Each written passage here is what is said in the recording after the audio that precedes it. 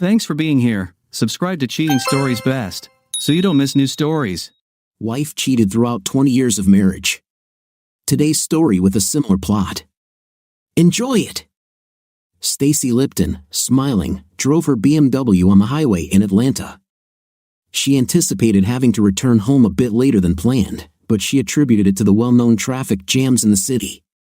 The delay in departure seemed like wasted time to her, blaming it on the Atlanta traffic. Nick, almost 10 years younger than Stacy, was not only a wonderful lover but also an excellent conversationalist. His attractiveness and ability to quickly recover after intimate encounters were evident. As she drove away from the city, Stacy's thoughts gradually drifted away from Nick.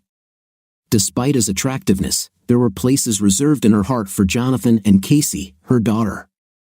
Stacy looked forward to spending time with them, especially now that her satisfaction was complete. She was aware of her moods and planned to be patient and loving towards Jonathan upon returning home. Her smile showed that she felt like she had the best of both worlds. Upon arriving home, Stacy noticed her husband's pickup truck was missing from the garage, which struck her as strange and unexpected. This caused a shift in her mood. She hoped Jonathan would return home to greet her after her long trip. However, the house was empty. While pondering where Jonathan and Casey might be, Stacy suddenly remembered that her phone had been turned off since dinner. Her thoughts were distracted, and she didn't even notice that no one had called her. She decided to turn on her phone, returning to reality once again. Jonathan congratulated himself once again on having succeeded in executing a simple but brilliant plan to please and surprise his wife. He had known about her planned conference in Atlanta for months. Stacy visited them twice a year. As fate would have it, this conference fell on his 20th wedding anniversary. A few weeks earlier, Jonathan had been approached about building a large vacation home for a family in Atlanta. Once the business portion of the meeting was completed and Jonathan felt comfortable with the client, Boyd Drake, he expressed an idea that had only recently formed in his head. Boyd, on the 10th of next month, our anniversary, my wife will be attending a conference in downtown Atlanta. I would like to surprise her and her colleague with a nice dinner at a good restaurant somewhere near her hotel. To top it off, I bought a pearl necklace that I would like to present to her at the table when she eats dinner. My daughter should organize this for you, Boyd said. She's in college now and knows all the good places in the city. She could see to it that the necklace ends up in your wife's hands. It sounds like you're planning on being lucky when your wife comes home. Why don't you just go to Atlanta with her and deliver it yourself? I've proposed in the past, but Stacy insists she's too busy to spend time with me. She will have a late dinner and return to the hotel as soon as possible to rest. The next day, I have obligations here, and to travel this far only to be ignored seems a little stupid, Jonathan reasoned. I have another idea, Jonathan added. Suppose I buy your daughter and her friend dinner if she agrees to sit at the table next to Stacy and send me a live video on Facebook. I'd love to see Stacy's surprised look when she opens the necklace box. I'll give you my daughter's number, and you can call or text her to arrange everything, Boyd replied. I'm sure she'll be happy to help get this done. Jonathan had several pizzas delivered to his home for a party he was throwing to celebrate his 20th anniversary. He invited his parents, Stacy's parents, his brother and sister-in-law, and Stacy's younger divorced sister. They all expected to see Stacy in real time when he surprised her with an anniversary gift. Jonathan's 16-year-old daughter, Casey, was also there with several of her friends. Jonathan had everything set up so they could watch the video on the big screen TV. Boyd's daughter will sit as close to Stacy as she can without arousing her suspicions. She will send videos to me via Facebook Live. She paid the waiter to deliver the wrapped gift after Stacy and her coworker Sue ordered food. We'll see Stacy's reaction in real time. This will be the best anniversary ever, considering we are so far apart, Jonathan explained with a happy smile. I set everything up so that no sound will be transmitted from our side, so feel free to make comments, including what a great idea I had. Who is this guy with his mother? Casey asked as Stacy came into view holding hands with a handsome young man. Didn't you say she would be with Sue? I don't know who he is, Jonathan admitted. He seems to be a pretty close friend. Stacy's father simply made a harumph sound and frowned at Jonathan's statement as the couple took their seats. Everyone gathered around Jonathan's TV could easily hear the conversation. "It's very nice that your husband paid for our dinner this evening," the unknown man remarked with a grin. "I will do my best to make this anniversary unforgettable. At least for you, it will be even better than your honeymoon." "Then you better order a steak," Stacy replied with a grin. "You will need strength." "My honeymoon was epic." "Is it true?" the man asked. "Did you have a lover then, or did your husband actually manage to ring the chimes?" "Jonathan did a great job, thanks for asking," Stacy replied. "You're the only lover I've had in the last 20 years, not counting Jonathan, of course." Luckily for me, he started to slow down. "The good news is this, you'll have a much better 20th anniversary tonight than most women. I'll take care of it." "Maybe we've seen enough, sister," Stacy suggested nervously. "This is not entirely fair. Stacy has no idea what we're watching or listening to." "Why don't you turn it off, Jonathan?" "We don't want to miss Stacy's reaction when she receives her necklace, do we?" asked the determined but very red-faced Jonathan. "Let's watch this train wreck for a little while longer," Jonathan insisted. While the couple was ordering, everyone heard Stacy call her companion Nick. As the waiter left with the menu, another waiter appeared with a nicely wrapped package. "Look, Jonathan must have delivered me a wedding anniversary gift," Stacy exclaimed in delight, tearing open the packaging. "Isn't she beautiful?" Stacy asked, looking at the string of pearls. "Could you fasten it on me?" "Certainly, just lean towards me," Nick said, carefully fastening the necklace. Having completed his task, he quickly ran his hands over Stacy's chest. "Your husband is so romantic." "You're lucky to have such a handsome man," remarked an elderly woman sitting at the next table. "True on both counts," Nick agreed with a smile. "She has a romantic husband and a handsome boyfriend." Stacy glared at Nick, but the older woman simply laughed at his comment. "I gave you a pearl necklace last night, which I think looks much better on you than this," Nick joked, leaning down and kissing Stacy on the lips. "That's the difference between a husband and a lover," Stacy said with a sexy grin. "Husbands give us jewelry, and lovers give us climaxes." "Sorry, but I can't do it anymore," the beautiful red-haired girl, who must have been Boyd's daughter, whispered as she turned off her phone. "I should have stopped earlier, but I was so stunned that I went into shock. I'm so sorry it turned out this way. I will definitely erase everything from my phone. I have to go." The TV turned off, and everyone sat in stunned silence. One of Casey's friends was the first to speak. "It's already late. We'd better leave." "See you tomorrow at school if I even go," Casey replied, with tears in her eyes. "Dad, is it okay if I go home to my friends? I feel like I need to be with them now." "Of course, honey. I understand. We'll talk tomorrow." "Drive carefully, girls," Jonathan said, his throat practically whispering due to how dry it was. "I don't know what to say," Stacy's mother began. "I think we got the Jonathan impression about what was happening. Stacy loves you, Jonathan, and is ready to give her life for Casey. Don't do anything rash." Jonathan's other guests mostly repeated these words as they quietly discussed the situation. After a few more minutes of calm discussion, Jonathan made his decision. "I have something to think about. Everyone, please find a way out yourself and give me some time to be alone and think about my options." When everyone had left, Jonathan took out his suitcase and began to pack his things.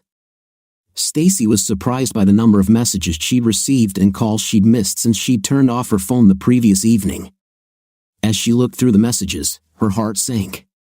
Her sister and mother demanded to know who Nick was and why she was so friendly with him. They insisted that she had broken Jonathan's heart, and Casey was also very upset. Her mother and sister sent her at least a dozen messages each. Stacy checked her messages to see if she had anything from Jonathan and found that she didn't. How did her family find out about Nick, and how much do they really know? Where are Jonathan and Casey? How can she get out of the hole she finds herself in? She needed to find out what exactly Jonathan knew and also what he simply suspected. "Mother, it's me. I forgot I turned off my phone last night," Stacy began as calmly as she could.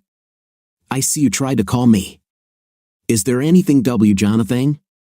"Only if you think the loss of your husband, the alienation and embarrassment of your daughter, the disgrace of your parents. And the behavior of an inveterate can be considered Jonathan. I'm guessing it doesn't bother you too much, otherwise, you wouldn't be enjoying a damn pearl necklace from your boyfriend, her mother ranted. Jonathan gave me a string of pearls for our anniversary, Stacy countered. Why should this upset you? Your father and I have seen enough old adult films to understand what your boyfriend meant when he said you were wearing his pearl necklace, Stacy's not so straightforward mother said. Mother, what makes you think I would do something like that? Why do you think I have a boyfriend? Stacy asked, fear tying a knot in her gut. Don't play games with me. I am not stupid, her mother growled. Jonathan invited us to watch you open his 20th anniversary present at the restaurant. He booked a table for you and your colleague. I think her name was Sue. We have seen this whole vile story. Your husband treats you like a queen, and you don't respect him. Husbands give jewelry, and lovers give climaxes, I think you said. Did you hear me say that? Asked a shocked Stacy. How is this possible? Jonathan asked some friend's daughter to do some sort of live broadcast from her phone. He wanted us to see how happy you would be with his gift, then we were all going to call and congratulate you on your anniversary, the mother said sadly. Looks like this might be your last anniversary, at least with Jonathan. Maybe you'll meet your favorite boy again when things calm down. Mother, you know I love Jonathan. That other guy means nothing to me. It was just something to pass the time. These conferences are getting boring, Stacy insisted. Oh, this changes everything, her mother said sarcastically. Jonathan will feel much better knowing that his wife is not and that she was just bored. I assume you left your puzzle at home, Mom.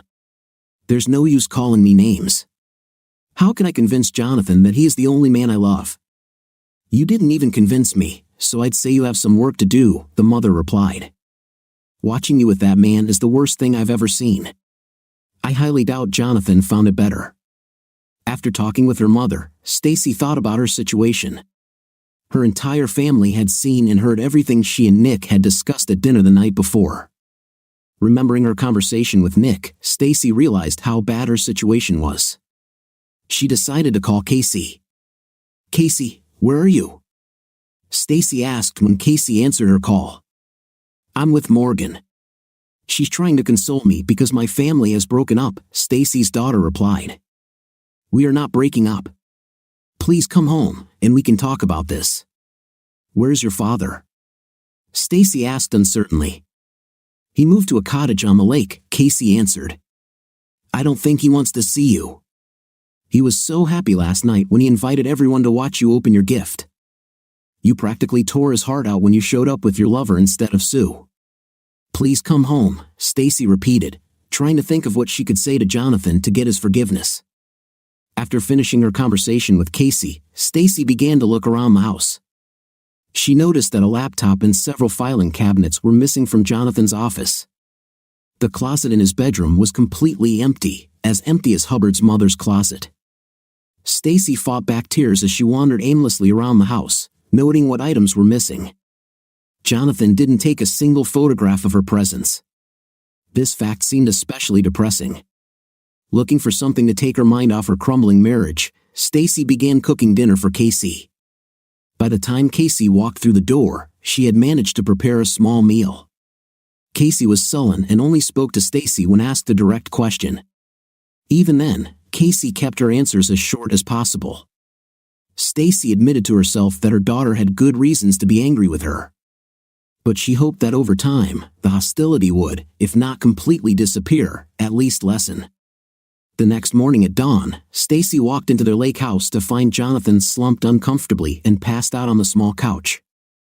Numerous empty beer cans were strewn across the floor. Jonathan, honey, we need to talk. Wake up, please, Stacy said. Jonathan slowly opened his eyes and groaned. He gradually stood up and, without saying a word, headed to the bathroom. Stacy decided to make some coffee while she waited for her husband to return. A few minutes later, Jonathan, fresh from his shower, returned to the kitchen, and Stacy placed a mug in Jonathan of him. Stacy hoped that Jonathan would initiate the difficult conversation, but that hope soon faded. It was obvious that Jonathan had no intention of starting a conversation. "Jonathan, I'm sorry this happened. I love pearls. It was a wonderful gift that I will always cherish. It's a pity that I didn't know that you would pass everything on to your family. It would be great if you told me about this," Stacy said, hoping to open a dialogue. "You," was all Jonathan could answer, as he was infuriated by Stacy's attempt to make him out to be the abuser. Stacy was surprised and hurt by Jonathan's answer. In all their years of marriage, he had never spoken to her in a disrespectful manner. This was clear evidence of the pain she had caused him. "That won't help," Stacy answered calmly. "Tell me, what should I do to fix everything? You are the only man I have ever loved. That hasn't changed. Together, we can deal with this. Tell me, what problem exactly do you want to solve?" "The problem is that I surprised you with an anniversary gift in a nice restaurant, where I booked a table for you and a friend. The problem is that my client's daughter agreed to send a video of your reaction in real time. The problem is that I mistakenly decided that you would appreciate this gift. Explain to me what the problem is so that I understand what you are talking about," Jonathan said calmly. "You know what the problem is," Stacy insisted. "Last night, you saw me and Nick in the restaurant. I know that you have dinner with others from time to time. Why do you think that's the problem?" Jonathan asked. "You know perfectly well why this is a problem. I told you I was going to dinner with Sue, but I actually went with Nick.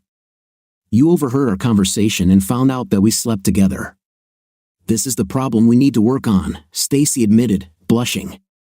Realizing that in her current situation it would not be possible to go on the offensive, she added, "Just to be clear, is the problem that I, along with your entire family, overheard your conversation, or is the problem that you had sex with another man?" "The problem is my behavior," admitted a blushing Stacy. "You were just trying to be nice to me on our anniversary. You didn't do anything, Jonathan. Okay, we're making progress. Now tell me, why did you cheat on me behind my back? For how long and with how many men did it happen?" Jonathan demanded.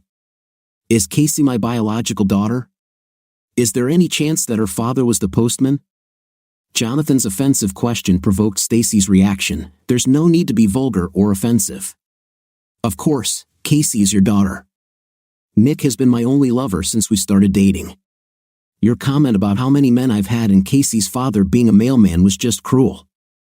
I'm having a hard time understanding your logic," Jonathan countered. "You admit that you are a cheater, but you insist that there be a line drawn as to how big of a cheater you are. You want me to be polite and understanding, not to mention gullible when you tell me that you're one man's lover. Are you proud that you haven't cheated on me that often? By the way, how long have you been sleeping with Pretty Nick, and how often? You forgot to mention these important facts when you began to refuse the title of city mayor. This was the third conference we've slept together at," Stacy admitted. Tears in her eyes, as she finally began to feel the depth of Jonathan's anger and humiliation. "Besides you, he's the only man I've been with since we got married 20 years ago. It will be 2 nights together at each of the 3 conferences," said Jonathan. "Have you ever had sex with him anywhere else?" "No," Stacy stated. "This happened a total of 6 times, and I deeply regret it. I owe you an apology." "Are you saying that a young stud like Nick was only capable of 1 time a night with a beauty like you?" asked Jonathan. "He never had you more than once a night."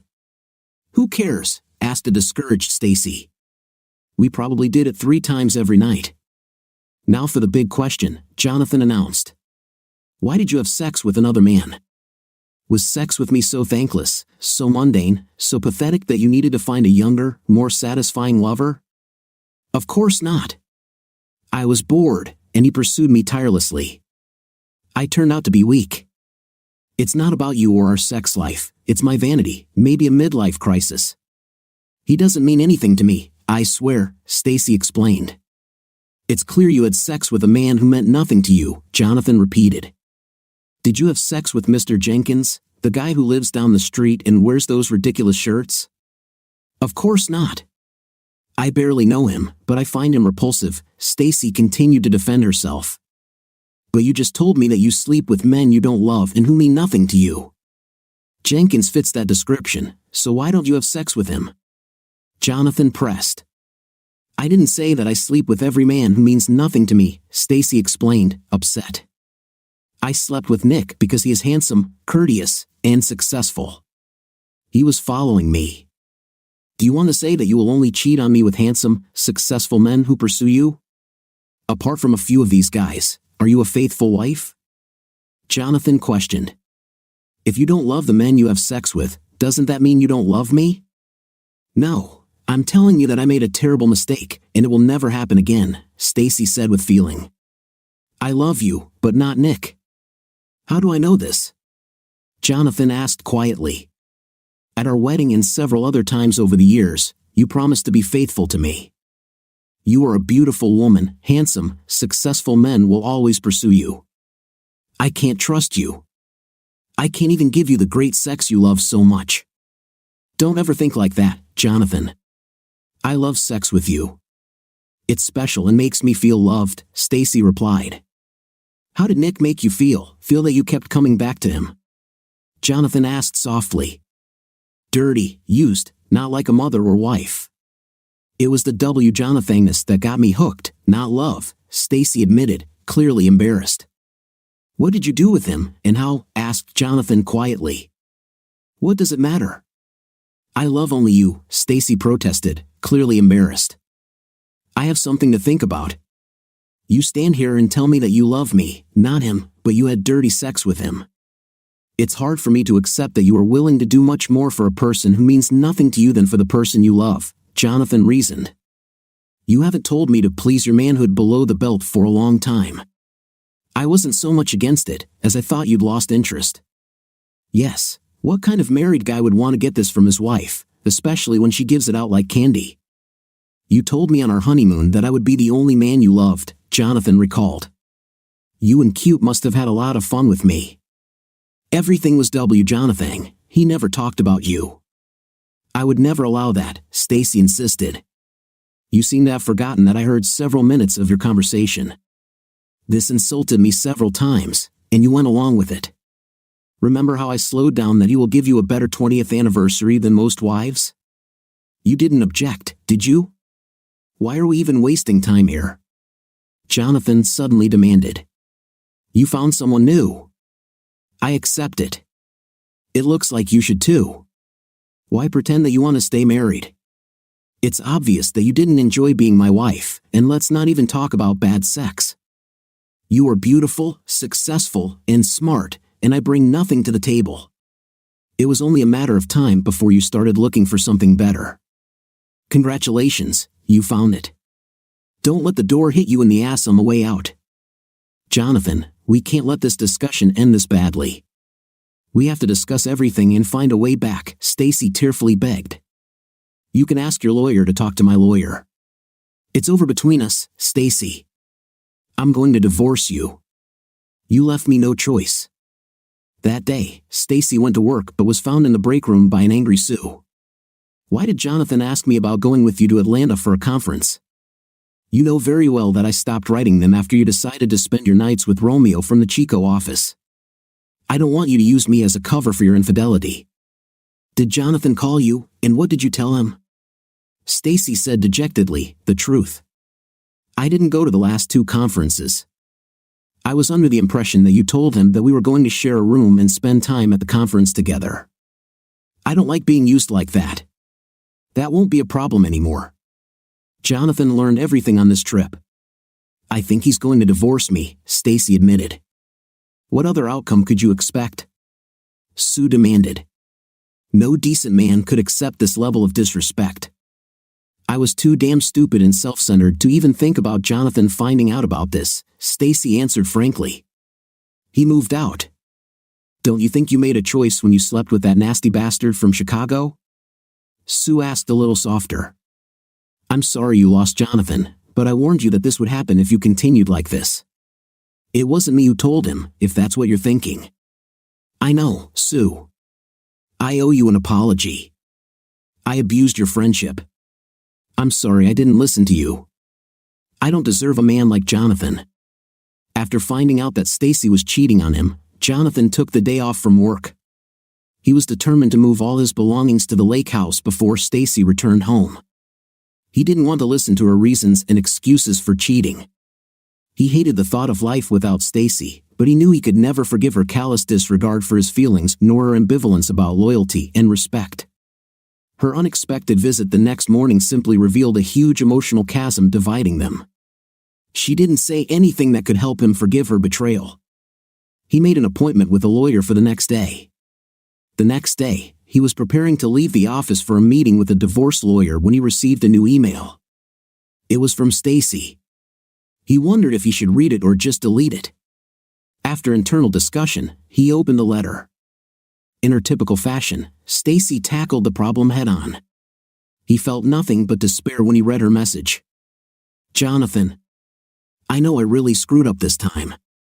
I was so stupid that I thought you would never know, and my actions would never hurt you. I was Jonathan. Lying and cheating destroy marriages, even if one partner doesn't know it's happening. You deserve so much more. I have never wanted anything in my life as much as I want you to forgive me, but I will not challenge any of your actions regarding our marriage. I have lost my right to participate in your decisions. I love you and wish you all the best. You are a wonderful man, husband, and father. This is all entirely on my conscience. I accept this truth, although I feel bad that I did this to us." Jonathan fought back tears as he read Stacy's confession and her plea for forgiveness. It was like her to accept blame for her actions when she had time to think about the situation. She was a Jonathan woman, requiring the best from both others and herself. He felt empty and saw no reason to answer the letter. He had nothing more to say. After that morning, when Stacy arrived at Jonathan's lake house, her only source of information about Jonathan was Casey. On Friday afternoon, Casey called Stacy to say she was going to her dad's cabin for the weekend. Jonathan would bring her home on Sunday evening. Stacy realized that this was how her life would continue. She spent a miserable weekend thinking about how much she had screwed up her life. She had no idea how to correct her mistake or even if it was possible to correct it. Had she completely ruined her once happy marriage? Returning home on Sunday evening, Casey looked rather gloomy. "Dad decided to divorce you. He cannot live with someone who has lost all respect for him. I saw him cry several times this weekend. I've never seen this before in my entire life. Do you have any idea how much you offended him? Your boyfriend is probably a lot better than your dad," Casey said. "He's not my boyfriend, and he's no match for your father," Stacy replied, shocked. "It was a huge mistake, and I deeply regret it. Your father is the best man I have ever known. Forgive both Dad and me for being skeptical," Casey replied. "This isn't the first time you've slept with this bastard, right? You've been deceiving us for years, haven't you?" Casey asked angrily. Stacy realized it was time to stop lying to her family. "I slept with him at 2 conferences before this last one. It was Jonathan, and I apologize," Stacy confessed. "Was it Jonathan? That's putting it mildly, don't you think, Mom?" Casey objected angrily. "You betrayed your father in the worst possible way. Didn't you vow to be faithful when you married him? Did you cross your fingers at that moment, hoping it wouldn't count? I know you're upset with me, but not as much as I am. Your father is a wonderful man and a great father, you know it. What I did doesn't mean I think less of him. I acted very stupidly," Stacy admitted sadly. "As you say," Casey stated and went to her room. When Stacy returned to work, things turned to normal. She and Casey barely spoke to each other. Her life raft was her job. Everything there remained normal except for Sue's cold attitude towards her. She went to Casey's school events but usually sat alone, unless her mom came with her. This was the only time she saw Jonathan. He always sat as far away from her as possible, and the other parents quickly noticed this. It soon became known that they were getting a divorce. Stacy periodically heard fathers, both single and married, make lewd remarks and suggestions. It was quite obvious that the rumor of Stacy's infidelity had spread throughout the community. Jonathan threw himself into his business. This was the silver lining of the whole fiasco.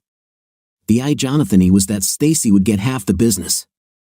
His lawyer suggested several tactics that could reduce Stacy's share of the business, but Jonathan refused to listen. If it weren't for her, we would have nothing to share. I'm not going to deny the facts. Stacy worked next to me and even gave part of her salary to keep us afloat when we first took over the family business, Jonathan insisted. Stacy was very surprised when her lawyer explained to her how Jonathan was giving her half of his ownership of the business. A few years earlier, when Jonathan was going through a cash flow crisis, the company was bought by Jonathan's best friend, Dan.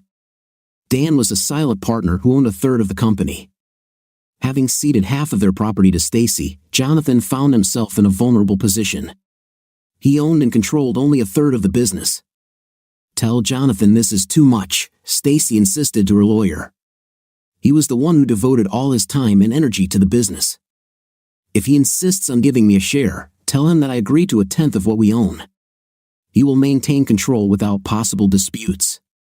Jonathan was nothing if not stubborn. When the snow melted the following spring, Stacy became a single woman again and the third owner of Lipton Enterprises.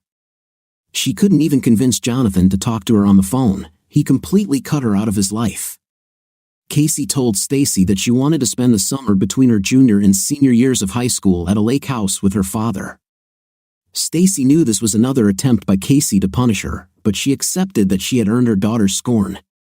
Jonathan, for his part, was delighted.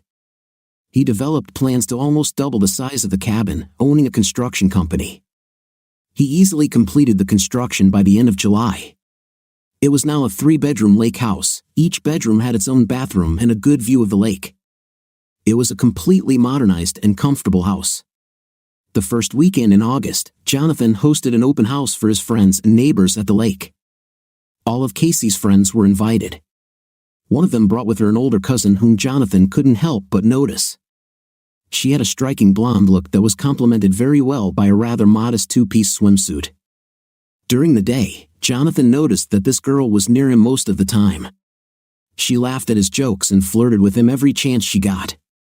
"Well, Dad, are you trying to get into a little bikini, Patty?" Casey asked one day when they were alone in the kitchen. "Of course not," Jonathan protested.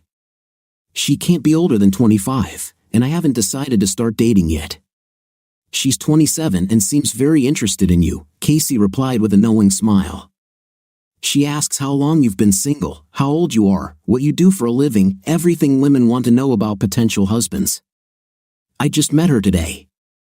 "Don't even think about mentioning the word marriage to me," Jonathan replied. "I tried once, and that was enough. I'm not hinting at anything other than that she seems interested. I wouldn't mind if you dated her. She's pretty sweet, and you need someone to help you forget your mom from what I've seen. Patty is in no hurry to get married. I think she's working on her career now, but this does not mean that she doesn't like male communication. Thanks for enlightening me," Jonathan joked to his daughter. "This girl is too attractive to be interested in an old guy like me, but thank you for your trust. I appreciate your faith in me." Stacy's company occupied the top 2 floors of an office building in the business district.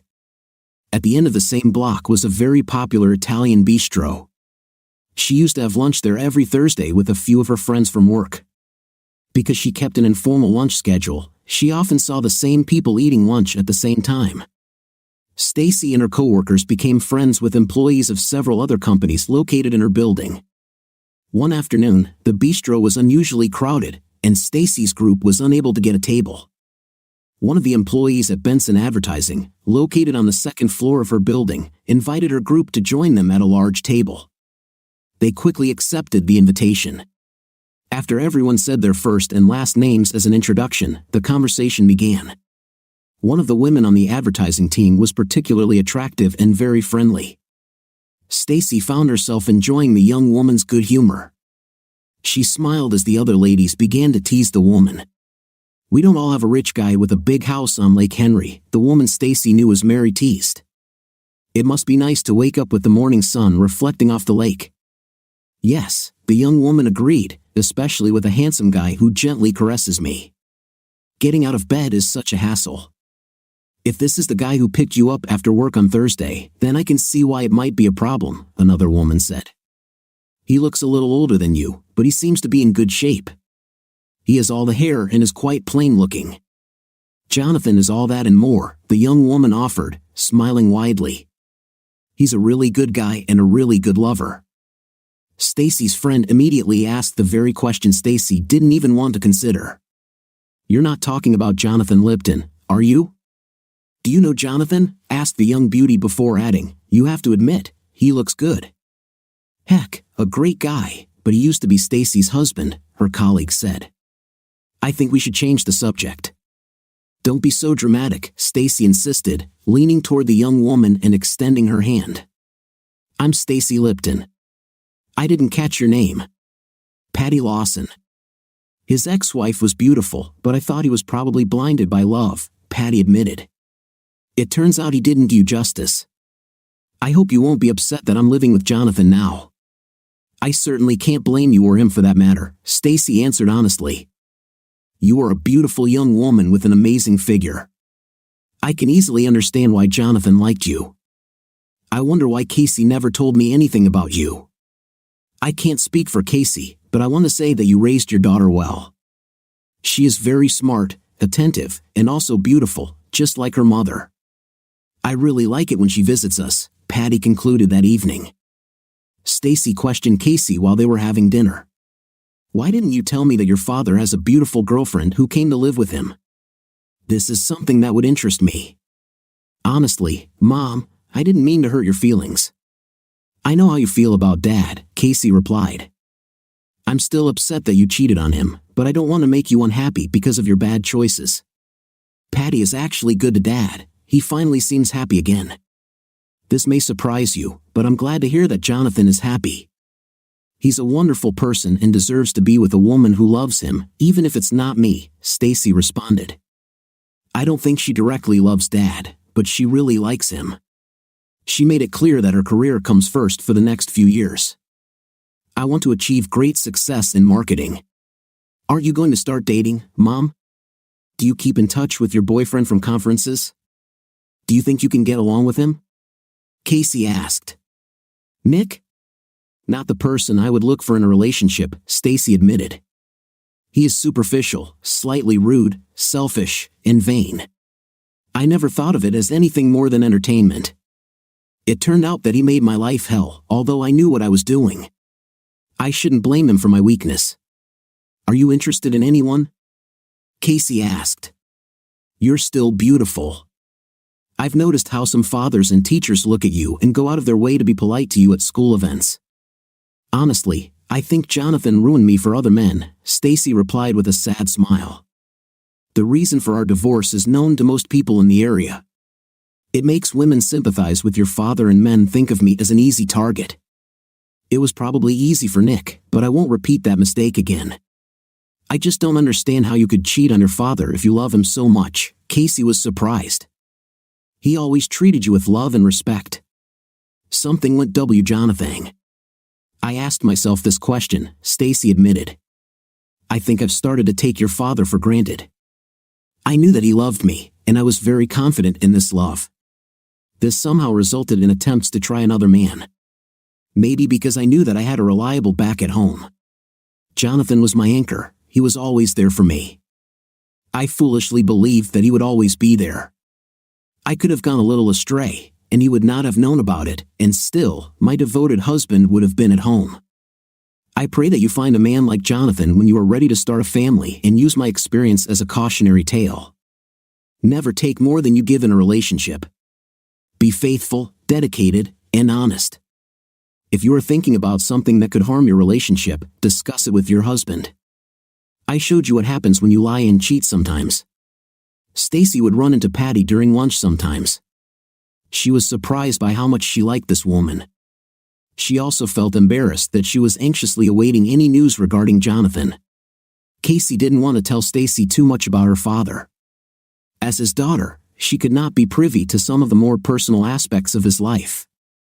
Patty willingly discussed Jonathan with her friends. Stacy, it's obvious that you still love Jonathan, Patty remarked one day while the two women were having lunch. He never says anything bad about you, but it's obvious that you offended him greatly. I'm not here to judge you, but I have to say that I would never cheat if I was in a relationship. I find it hard to believe you did this. Everything I see and hear from you says that you love and respect him. I would encourage you to remember this when the flame of passion fades and you are caught up in everyday life. I lost my way and paid for it, Stacy replied. Love isn't always about wild sex and great vacations. Sometimes it's trying to decide when to pump out the septic tank or what color to paint the house. Everything becomes ordinary, but that's normal. Jonathan is an honest businessman, a caring, loyal friend, and a great father. I will always love him, but I betrayed him in the worst way a wife can.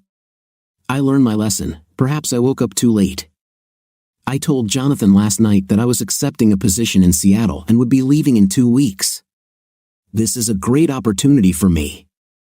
I told him from the beginning that I put my career first, but I see that my news upset him, Patty said. I'm telling you this so you know what he's going through and maybe help him if he gets depressed. He's a really great guy. He's just not my forever boyfriend. I'm sure he will miss you very much. Jonathan doesn't do anything on a whim. If he invited you to live with him, it means he has a very high opinion of you as a person. In addition to your beauty. At the same time, he is a St. Jonathan person. I tested his strength, but he survived. He's really improved, Stacy started with a small smile. He'll miss you, but he's a great catch, and I doubt his bed will be empty for very long. Yes, that's why I give you the information first, Patty replied with a smile of her own. What you do with it depends only on you. Only a week had passed when Jonathan's best friend and secret partner, Dan, asked Stacy to meet him for lunch at the bistro. The room was crowded, but they found a small table to the side. After the usual greetings and formalities, Dan explained the reason for his request for a meeting. You know that piece of land that Jonathan bought on Route 21, near the river? I have a buyer willing to pay almost $2 million for it. Jonathan bought it for next to nothing. The profit will be huge. Your third will be more than $500,000. Jonathan said that this land can be bought, and someday it will be very expensive. Is he going to sell it? Stacy asked, wondering how she was participating in the discussion. That's the problem, Dan replied. He says he thinks the company will get more benefit if they offer it for a long-term lease. He would like the contract to stipulate that his company will build what the tenant needs for his business. That sounds like Jonathan, Stacy admitted with a smile, thinking about how businesslike and smart he was. I'm sure he's done the math, and his plan will be more profitable in the long run. What is the problem? I think we need to make a quick profit by selling the land. Planning 10 to 15 years ahead is great, but I'd like to get the money now. You own a third of the company, I own a third. Together, we could insist that Jonathan accept the offer and then pay us our share of the profits. Jonathan won't get hurt. Hell, he'll get $500,000 in cash to calm any ruffled feathers, Dan proposed. Stacy felt her anger rising as she listened to Dan make his proposal. Are you asking me to betray Jonathan's trust? You think money means more to me than Jonathan's ruffled feathers, as you call it? Let me tell you something. Jonathan would take this as a complete and utter betrayal by his wife and best friend. This is the worst thing you could do for him, worse than his wife having sex with some young guy at a conference, teased Dan. You're his ex-wife for a reason. You've already betrayed him. He divorced your cheating ass. This is a chance to get a little revenge and at the same time get a good amount of money, Dan reasoned. That about a faithful wife won't fly. We both know that description doesn't suit you. I betrayed Jonathan, and I admit it, Stacy replied in suppressed rage. I was stupid, and selfish, but I never wanted to hurt him. He's better than both of us and deserves much better business partners than both of us will ever be. That's why I will never betray him again. I'd rather lose my last penny than hurt Jonathan like that. I proved that I was a lousy wife, and you just proved that you are a bad friend and partner. Jonathan will control my share of the company as long as I breathe. In fact, I'll be making a new will to make sure Jonathan gets my share after I die. You should know better than to doubt his business skills, Stacy started angrily, standing up and placing a bill on the table to cover her half-eaten lunch. Then she looked into Dan's eyes. Please don't try to steal this too. Almost a month later, Stacy opened the door and saw Jonathan standing on the porch. She was very surprised. Jonathan had studiously avoided her since the morning she returned from the ill-fated conference. Jonathan, come in. Everything is fine. Casey left a few minutes ago if you're looking for her, Stacy said, surprised at how excited she was about Jonathan's presence right now. I'm here to talk, if you have time, Jonathan began, entering the house that had been his for over 15 years. Can you give me a few minutes? If you're busy, I'll try another time. I'm not busy, Stacy answered quickly, and I just made coffee. Why don't we sit in the kitchen? I appreciate you taking me in so quickly, Jonathan said, picking up his coffee mug. You always made excellent coffee. When we first got married, I didn't even know how to cook it. Stacy answered with a grin. It took me a while to get it right. I didn't marry you for the coffee. You had other attributes that I found much more attractive, Jonathan countered. I've never heard you call them attributes. But I heard you call them Smith & Wesson several times, Stacy said, still smiling. Yeah, you brought out the big guns, and I was powerless to resist you, Jonathan admitted. Patty must have you wrapped around her finger or some part of her body, Stacy said. There's some serious heat coming from her. I appreciate how well you treated Patty. She thinks you're a wonderful person. Her opinion of you is one of the reasons why I'm here. A couple of weeks ago, one of her friends overheard your conversation with Dan over lunch. Patty talked about this before heading to the West Coast. She thinks your dedication and honesty have been exceptional. I have to agree. After the way I treated you in the divorce, you still flatly rejected Dan. Many women whose husbands divorced them so quickly would want to take revenge or at least repay. I would never do that to you, Jonathan. I know how hard you work on your projects and how much they mean to you. I also know that you will make sure that this land brings in much more income than Dan is looking for. He's a fool to doubt you, Stacy concluded. I appreciate your vote of confidence. Patty helped me accept the fact that you were my partner, even though I ran the business as if it were all mine. I have to give you the opportunity to express your opinion and say what you want to do, said Jonathan. If you want to sell this property and split the profits, I will agree. Dan is trying to convince me to sell it, Jonathan said. I think he doesn't have enough money. He believes that if we sell this land, then each of us will be able to get $500,000 out of the business without infringing on him. Would you like this too? I think you probably have a plan for this property that will bring good profits to the company and goodwill from the community, Stacy replied with obvious pride. You were never looking for a quick profit. I always wanted to improve the area and make good money at the same time. You have something planned for this area, right? I was negotiating a long-term lease with General Hospital to build an emergency care complex on this site, Jonathan admitted. It won't be as profitable as the luxury condominium project Dan's company is pushing to build, but it will still make a good profit, and we'll have a contract to build it. This will create jobs as well as goodwill. I guessed it would be something like this, Stacy answered a little smugly. You are a good businessman, but you also invest in society. That's what sets you apart from people like Dan. Dan thinks it's better to make a quick profit. I don't agree with this line of thinking. As far as I understand, he came to you to propose his idea, and you refused him. I trust you unconditionally, Jonathan. You never gave me a reason not to trust you. I will support your business decisions until the end, Stacy promised. It probably sounds strange when you already know you can't trust me, but it's true. I was thinking about how Dan is trying to interfere with your business. It occurred to me that we should buy him back. If he doesn't have the money, he'll probably listen to a reasonable offer. He will be happy, and you will be able to run your business as you see fit, Stacy reasoned. I've thought about it, but I don't have the capital to make it happen, Jonathan agreed. We could sell this house, Stacy suggested. I can get a nice 2-bedroom apartment for Casey and me. Over the years, we have accumulated a lot of capital. The house is almost paid for, and you've made some major improvements. This will be enough for us to buy out Dan's share. Now that we're divorced, this is your home. Are you ready to sell it and invest money in the business? Jonathan asked incredulously. I don't know how soon I'll close the deal on the urgent care center. I cannot guarantee that you will get your money back anytime soon or even that you will get it at all. Do I look worried? Stacy joked. Don't forget that I was married to you for 20 years. You will get everything back with interest. If for some reason you don't, do this. It's okay. I owe you one, Jonathan. Money will never make up for my disrespect, but it will get you away from Dan. I'll agree to this if you come and live in the house by the lake with me and Casey, Jonathan said. And then quickly added, you will have your own room with a bathroom. It turned out very nice.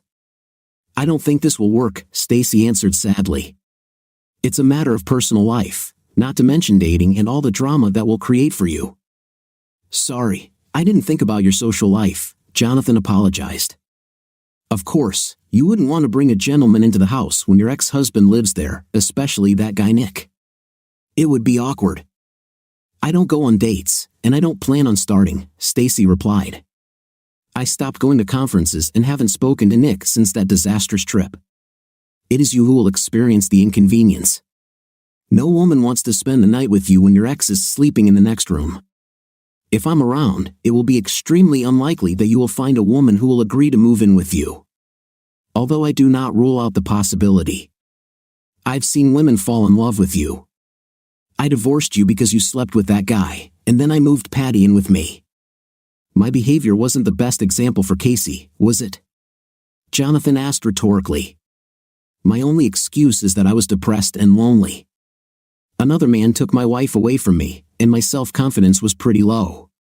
Patty was able to store it for me. I'm sorry I damaged your self-esteem. I wish this had never happened, but I don't blame you for falling for Patty. She is a wonderful woman. You are a single man and can enter into any relationship you want, Stacy said and added, I don't think I've ever apologized properly for my behavior. It was not something you caused or created, this is all on my conscience. I truly screwed up, and I'm truly sorry for the pain and inconvenience I caused you. You really hurt me, Stacy. I've never been unfaithful, I live for you and Casey. I went from having everything to feeling like a complete failure, Jonathan admitted. Patty helped me understand that while I may not have been the perfect husband, I wasn't the reason you cheated. You could have told me that you were not happy with our marriage or our sex life, or anything. I would have tried to do better if I had known. I was just stupid, not unhappy. You were a very good husband, a great father to Casey, and a great lover, Stacy said. I have lost my way and deserve to be unhappy. It sounds strange, but being unhappy makes me happy. I feel like I'm paying for my sins. Maybe you'll at least come and look at the house by the lake? Asked Jonathan. I would like to show it and get your opinion. I took some of the ideas we've discussed all these years into the rebuild. I think you'll approve. Casey has a volleyball match in 2 hours. Can I take advantage of this offer another time? Stacy asked. Let's look at it before the match. We can go there together, Jonathan suggested. And then I'll drop you here. Aren't you afraid that people will think we're back together if we go as a couple? You usually sit as far away from me as possible, Stacy noted. Yeah, I was a bit of an ass, but in my defense, you left me in our marriage. You couldn't expect me to be cordial to you, Jonathan said. Actually, you were much kinder to me than I would have been to you if things had been the other way around, Stacy admitted. Your settlement offer was too generous. We both know it. Looks like that kindness is paying off, Jonathan grumbled. We're thinking of selling the house to buy out Dan's share. I still find it hard to believe that you're ready to do this.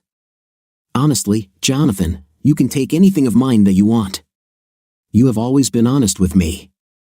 I know that you will not harm me, although I deserve it, Stacy said.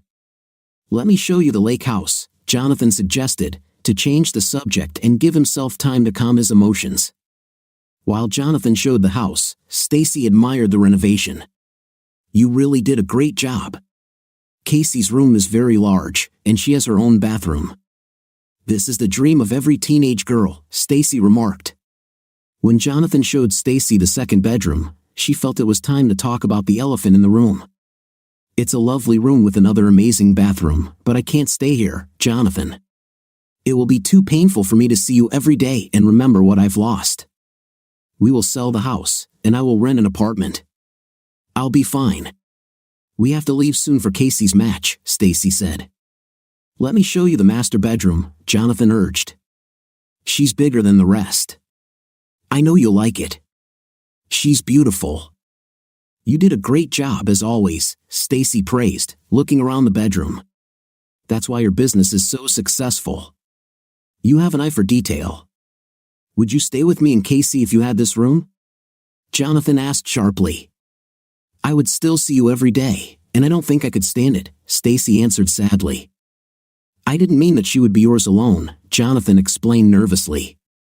I thought maybe we could share it. Stacy raised her eyebrows, studying Jonathan's face. Are you asking me to share your bed? Ever since the day I found out you cheated and I left home, I felt like crap. I miss you so much that sometimes it hurts. You screwed up big time, but I slept with Patty for months.